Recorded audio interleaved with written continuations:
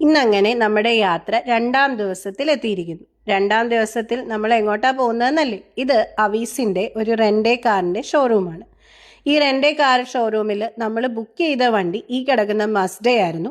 പക്ഷെ അവിടെ ചെന്ന് കണ്ടപ്പോൾ ഞങ്ങൾക്ക് തോന്നി ഈ മസ്ഡ വേണ്ട, കുറച്ചുകൂടി ഭംഗിയുള്ള വേറെ ഏതെങ്കിലും ഒരു വണ്ടി ആക്കിയാലോ. അപ്പോഴാണ് ഈ വെള്ള സുന്ദരിയെ കാണുന്നത്. അങ്ങനെ ക്രിസ്ലറിന്റെ വണ്ടി ഇതുവരെ ഓടിച്ചിട്ടില്ല. അങ്ങനെ ആ വണ്ടിയും എടുത്ത് ഞങ്ങൾ ന്യൂയോർക്ക് സിറ്റിയിലൂടെ പോയിക്കൊണ്ടിരിക്കുകയാണ്. എങ്ങോട്ടാണ് പോകുന്നതെന്നല്ലേ? വൈകുന്നേരത്തിനകം ഞങ്ങൾക്ക് ഡെട്രോയിറ്റിലേക്ക് എത്തണം. ഇന്ന് ഡെട്രോയിറ്റിലാണ് സ്റ്റേ. അങ്ങതാ ദൂരെ കാണുന്നതാണ് നമ്മുടെ ഫേമസ് ആയിട്ടുള്ള മൻഹട്ടൻ ബ്രിഡ്ജ്. ഇതൊരു സസ്പെൻഷൻ ബ്രിഡ്ജാണ്. ഇത് മൻഹട്ടനെയും ബ്രൂക്ലിനെയും കണക്ട് ചെയ്യുന്ന ഒരു ബ്രിഡ്ജാണ്. ഈ ബ്രിഡ്ജ് പോലത്തെ ബ്രിഡ്ജ് ഞങ്ങൾ വേറെ കണ്ടിട്ടില്ല. അപ്പോൾ അതിനകത്തെ ഒരു ഡ്രൈവിംഗ് വീഡിയോ ഞങ്ങൾ എടുത്തു. ആ വീഡിയോയാണ് ഇപ്പം കണ്ടുകൊണ്ടിരിക്കുന്നത്. ഇനി ഒരുപാട് ദൂരം യാത്ര ചെയ്യാനുണ്ട്. സൈഡിലൊക്കെ ഒരുപാട് ബിൽഡിങ്സ് നമുക്ക് കാണാൻ സാധിക്കുന്നുണ്ട്. പക്ഷെ ആ ബ്രിഡ്ജിന്റെ ഇങ്ങനെ സസ്പെൻഷൻ കാണാൻ നല്ല രസമുണ്ടായിരുന്നു. അങ്ങനെ നമ്മൾ ബ്രിഡ്ജിന്റെ അപ്പുറത്തെ സൈഡിലേക്ക് പതിയെ എത്തിക്കൊണ്ടിരിക്കുന്നതാണ് ഇപ്പൊ ഈ കാണുന്നത്. ഈ ബ്രിഡ്ജ് കാണുന്ന പോലെയല്ല കേട്ടോ. ഇതിനകത്ത് ഒരുപാട് ലെയിൻസും ട്രാഫിക്കും അത്യാവശ്യം വണ്ടികളും പെഡസ്ട്രിയൻ ക്രോസിങ്ങും എല്ലാം ഉള്ള ഒരു വലിയ ബ്രിഡ്ജാണിത്. അപ്പോൾ ഈ ബ്രിഡ്ജ് നമ്മൾ എവിടെ സെർച്ച് ചെയ്താലും പെട്ടെന്ന് തന്നെ കാണിക്കുന്നതായിട്ട് കാണാൻ പറ്റും. മൻഹട്ടൻ ബ്രിഡ്ജ് എന്നുള്ള വളരെ ഫേമസ് ആയിട്ടുള്ള ബ്രിഡ്ജ്. അങ്ങനെ നമ്മൾ ആ ബ്രിഡ്ജിൽ നിന്ന് പതിയെ താഴത്തിറങ്ങിയിട്ടുണ്ട്. പിന്നീട് നമ്മൾ ഇങ്ങനെ യാത്ര ചെയ്തുകൊണ്ടേയിരിക്കുന്നു. ഒരുപാട് ദൂരം പോകേണ്ടത് കൊണ്ടാണ് ഞങ്ങൾ ഈ രാവിലത്തെ യാത്ര തന്നെ തുടങ്ങിയത്. ഇനി ഈ യാത്രയ്ക്കകത്ത് വേറെ കുറച്ച് കാര്യങ്ങൾ പറയാം. അതെന്താണെന്നോ, നമ്മൾ രാവിലെ വന്നപ്പോൾ തലേദിവസം വൈകുന്നേരം ഒരു സ്ലീപ്പ് ഓവറിന്റെ കഥയാണ് കേട്ടോ. തലേദിവസം വൈകുന്നേരം ഞങ്ങൾ വന്ന് കിടന്നു. പുറത്തൊക്കെ പോവാം എന്നൊക്കെ ആലോചിച്ചു. പിന്നെ ഞങ്ങൾ വിചാരിച്ചു വേണ്ട, നമുക്ക് കിടന്നുറങ്ങിയാലോ എന്നൊക്കെ വിചാരിച്ചു. അങ്ങനെ അപ്പോൾ കുറച്ച് ഫ്രണ്ട്സൊക്കെ പറഞ്ഞു നമ്മൾ കിടന്നുറങ്ങിയാൽ പിന്നെ ഭയങ്കര ക്ഷീണമായി പോകും, അതുകൊണ്ട് യൂഷ്വൽ ടൈമിൽ ഉറങ്ങാൻ. അങ്ങനെ എന്തൊക്കെ പറഞ്ഞാലും ഒരു 8:30 ആയപ്പോൾ ഉറങ്ങിയ ഞാൻ രാത്രി 12 മണിയായപ്പോഴാണ് തിരിച്ച് ഉറക്കം ഒന്ന് തെളിഞ്ഞത്. ഇപ്പം കണ്ടോ, നമ്മൾ അവിടെ നിന്ന് ക്രോസ് ചെയ്തിട്ട് ഹോളണ്ട് ടണലിനകത്തൂടെ ഇപ്പം ട്രാവൽ ചെയ്തുകൊണ്ടിരിക്കുവാണ്. അപ്പോൾ നേരത്തെ ഈ രാത്രി 12 മണിക്ക് ഉറക്കം തെളിഞ്ഞപ്പോഴേ അപ്പോഴാണ് ഞങ്ങൾക്ക് മനസ്സിലായത് ഈ ജെറ്റ് ലാഗ് എന്ന് പറയുന്ന സാധനം എന്താണെന്നുള്ളത്. എണീറ്റിട്ട് യാതൊരു വക ലെവലും ഇല്ല, എന്താണ് ഏതാണ് എന്നൊന്നും ഒരു പിടുത്തവും ഇല്ല. അപ്പം ഇത് 12 മണിയായപ്പോൾ ഞാൻ കണ്ടു തുറന്നപ്പോൾ വളരെ ഉറങ്ങി ഫ്രഷ് ആയിട്ട് എണീറ്റതുപോലെ ഉണ്ട്. അങ്ങനെ ഇനി ഈ 12 മണിക്ക് എന്ത് ചെയ്യാം എന്ന് ആലോചിച്ചപ്പോഴത്തേക്കിനും കുറച്ച് ചെറുതായിട്ട് വിശക്കുന്നൊക്കെ ഉണ്ടായിരുന്നു. അപ്പം ഞങ്ങൾ വിചാരിച്ചു എന്നാൽ പിന്നെ ഫുഡ് കഴിക്കാൻ പോയേക്കാം.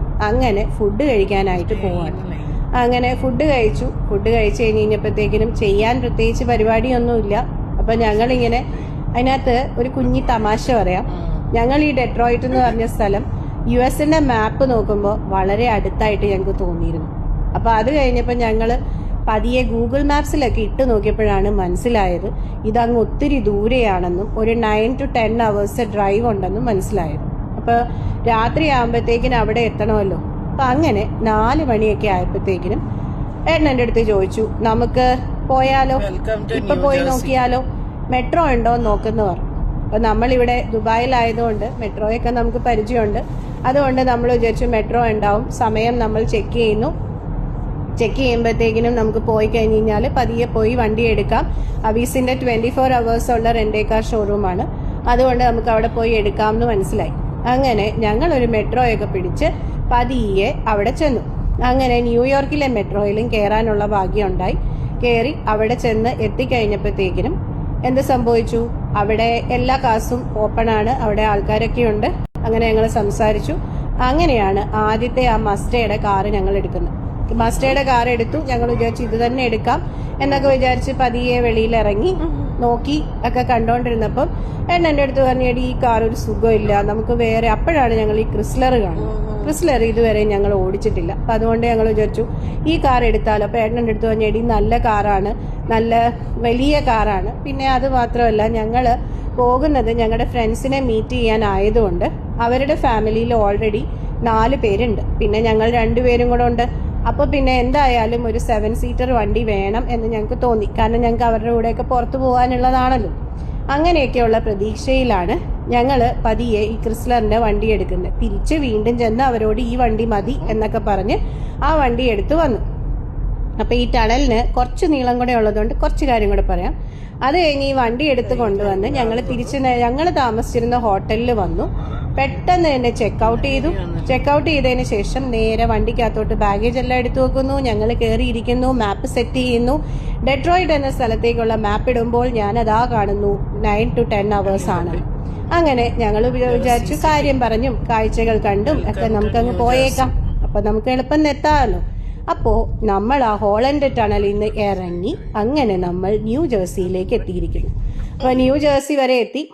ഇനി ന്യൂജേഴ്സിയുടെ ഇതെന്നാന്നറിയോ ഇടയ്ക്കിടയ്ക്ക് കട്ടായി പോകുന്നത്. ഞങ്ങൾ ചിലതൊക്കെ വീഡിയോസും ചിലതൊക്കെ ഫോട്ടോസുമായിരുന്നു, അതുകൊണ്ടാണ് നമുക്കിത് ചിലത് കട്ടായി പോകുന്നത്. ഇനി ഇവിടെ നിന്ന് അങ്ങോട്ടുള്ള കാഴ്ചകളൊക്കെ നോക്കൂ. ഭയങ്കര ഗ്രീനറിയൊക്കെ ആയിട്ട് നല്ല രസമുള്ള ഒരുപാട് സ്ഥലങ്ങൾ. പിന്നെ ഇടയ്ക്കിടയ്ക്ക് മാത്രം ഞാൻ കണ്ടുകൊണ്ടിരുന്നൊരു സ്ഥലമാണ് പെൻസിൽവാനിയ എന്ന സ്ഥലം.